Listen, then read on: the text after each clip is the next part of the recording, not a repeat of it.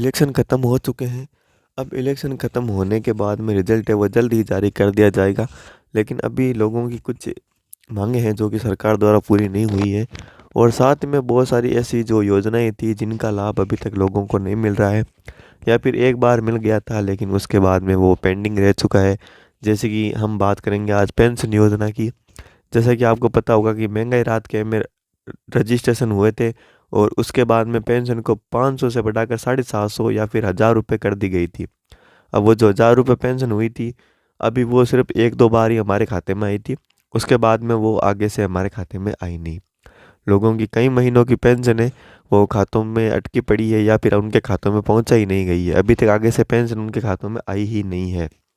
तो ये जो पेंशन है वो हमारे खाते में कब आने वाली है, कैसे आएगी, कितनी तारीख तक आने वाली है, अगर हमारे खाते में नहीं आती है तो हमें क्या नए प्रोसेस करने चाहिए जिससे कि हमारी जो पेंशन है वो जल्दी से जल्दी हमारे खाते में आ जाए। तो हेलो दोस्तों, मेरा नाम है नेमी चंद, आपका स्वागत है हमारे यूट्यूब चैनल में। अगर आप हमारे चैनल पर नए हो तो चैनल को सब्सक्राइब कर लीजिए और बेल आइकन को ऑन कर लीजिए। साथ ही में दोस्तों, अगर आपको हमसे किसी भी प्रकार की शिकायत है या फिर आपके मन में किसी भी प्रकार का डाउट है तो आप हमारे टेलीग्राम चैनल से जुड़ सकते हो, या फिर आप हमारे व्हाट्सएप ग्रुप से भी जुड़ सकते हो। चलिए वीडियो शुरू करते हैं। सबसे पहले बात कर लेते हैं कि जो पेंशन है वो अभी तक हमारे खाते में पहुंचाई क्यों नहीं गई है।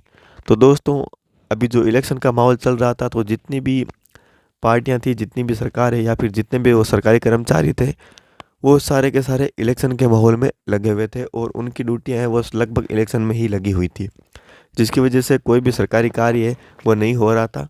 और अभी जो 3 तारीख के बाद में रिजल्ट आएगा, तो रिजल्ट आने के बाद में ही जो पेंशन है उसकी प्रक्रिया या फिर जो सरकारी योजनाएं जितनी भी थी उन पे वापस काम है वो शुरू किया जाएगा। तो सबसे पहले काम किया जाएगा पेंशन योजना पे।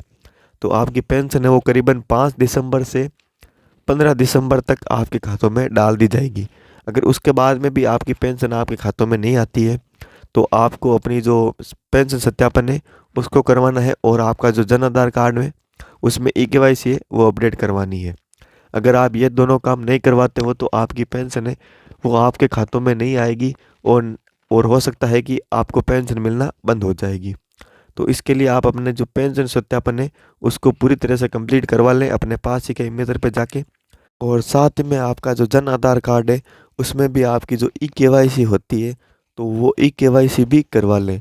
अगर आपके घर में 2 मेंबर हैं या फिर 3 मेंबर हैं जिनकी पेंशन आती है, या फिर आपको स्कॉलरशिप मिलती है किसी को भी घर में, तो आप ई-केवाईसी है वो आपको करवाना ज़रूरी है। और अगर आपने ई-केवाईसी करवा ली है तो हो सकता है कि आपने अभी तक पेंशन सत्यापन है उसको कंप्लीट नहीं किया होगा, जिसकी वजह से आपकी पेंशन है वो अभी तक नहीं आई होगी।